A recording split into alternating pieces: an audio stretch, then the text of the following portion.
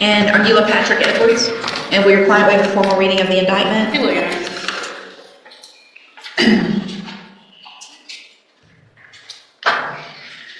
Let's see, are we going on count one only? Yes, Your Honor. Okay, give me just a second.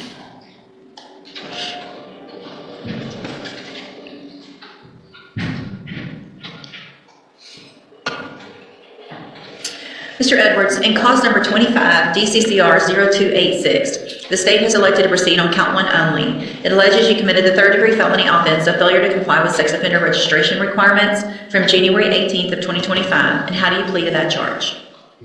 Are you pleading guilty freely and voluntarily?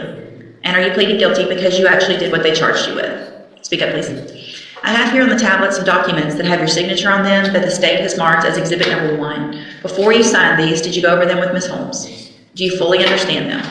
And do you understand, if I follow the agreement that you've made with the district attorney, that you will be waiving or giving up any right to appeal?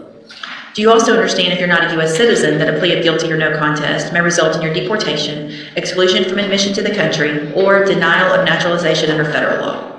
State tenders number 1. Objection. It's admitted. Is there any evidence that Mr. Edwards is not competent? Your Honor.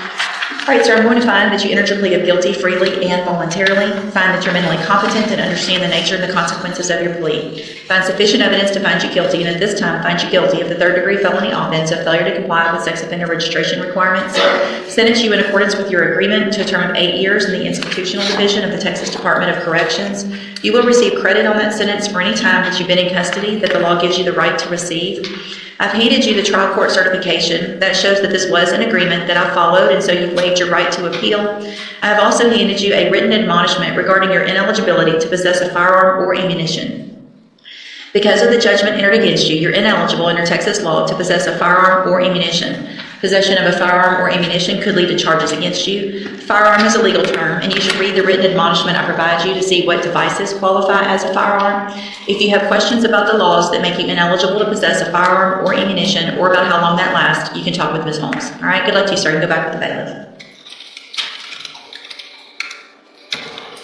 Thank you. Nichols, if you will get with, or I can get with them. They sent some message out that said if there's something we need, that they are willing to kind of up some things around out there trying to get things in order. And so please tell them that this is one that we need because he's in custody and we need that lab report so that we can get that case taken care of. And so I'll reset it this time. And then if for some reason it's not, or there's an issue, we might have to talk about a different bond or something like that. Okay? I think he has to go home for now, Judge. Okay. All right. So we're not worried too much about I that. think he's on hold these through next year. I don't know if he made an ultimate decision. Okay. Gotcha. I'm just gonna get a hold for getting days. Yes.